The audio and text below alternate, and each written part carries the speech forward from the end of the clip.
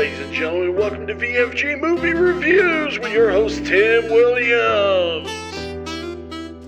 How's it going, guys? Welcome to VFG Movie Reviews, and this is my review for Diamonds Are Forever. This is a part of the Attack of the Franchise series, and we are continuing on with our James Bond, and here it is. This is truly one of my favorite James Bond movies because not only does this take place in Las Vegas, I think it has one of the top gay villain icons ever depicted in James Bond, and we have to give it up to Bruce Glover playing Mr. Wint and Putter Smith playing Mr.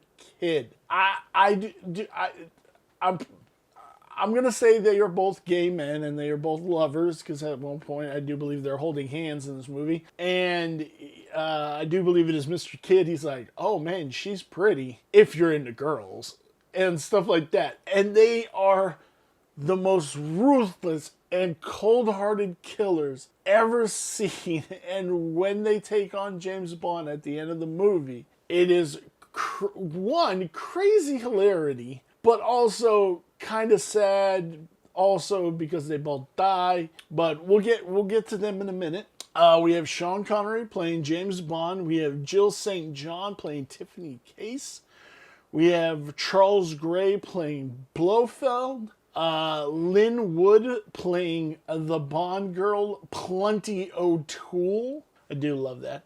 We have Jimmy Dean, the sausage guy, playing Willard White. We have Bernard Lee playing M. We have Desmond Llewellyn playing Q. We have Lisa Maxwell playing Moneypenny. This takes place in Las Vegas at the White House, which was the Las Vegas Hilton and now is the Westgate. But there is a ton of Vegas in this. They go to the Tropicana, which unfortunately the Tropicana is about to be closed and demolished. I know it's sad, but progress. I guess we're getting a baseball team, which is fucking stupid, especially in that area. There's just traffic's horrendous. But this is a fun movie. Like seeing all the Vegas, obviously this is long before the Fremont Street Experience was down there. So them driving up and down Fremont Street, and there's a scene where he gets pulled over by the sheriff, but then runs on the sheriff, and he's going up and down and back around Fremont Street. And one of the hotels you see in the background that just has a sign that says "Future Home of the Union Plaza," which is the Plaza Hotel now, which was featured in Cool World and a couple of other flicks. Back to the Future 2. Back to the Future 2 was featured in that movie. It's still under construction, which is kind of interesting, really kind of crazy. You can see the crowd standing on the sidewalk watching them film the movie, and it just totally looks normal, right?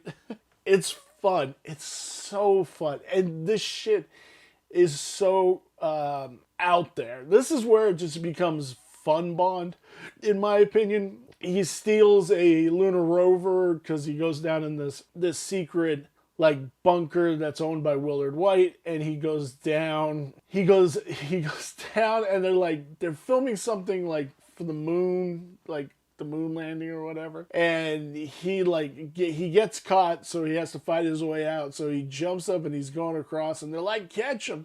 And this guy who's supposed to be on space slowly starts going at him. And Bond just kind of scoots around. It's too stupid. So he steals this lunar rover. They go through the thing, and now it's through the desert. And then he eventually ditches the lunar rover and gets on this little trike motorcycle or dune wagon that looks like it's built for a fucking 3-year-old. To see Sean Connery on this thing is absolutely some of the funniest shit I've ever seen in my life. After it's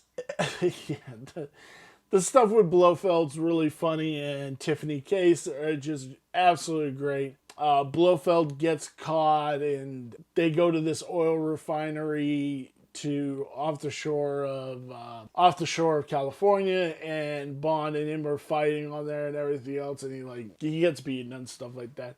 But the cool parts is they have to go find Willard White at his house, and there's these two girls here. I don't remember their names off the top of my head, which is really funny, but they beat the hell out of James, and then James starts like drowning them in the pool and everything to find out where Willard is. It's crazy because so they free Willard, and then he's like standing outside and gets shot at, and they end up shooting the guy who shot at him, and he's like, "Is that Bert?" He's like, "Yeah, I think so."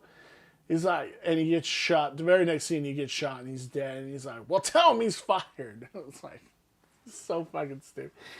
And some of the stuff in this is just ridiculous, but over the top, fun James Bond. That's what I love about it. It's just fun James Bond, and that's all we can ask for ever. It's just fun James Bond.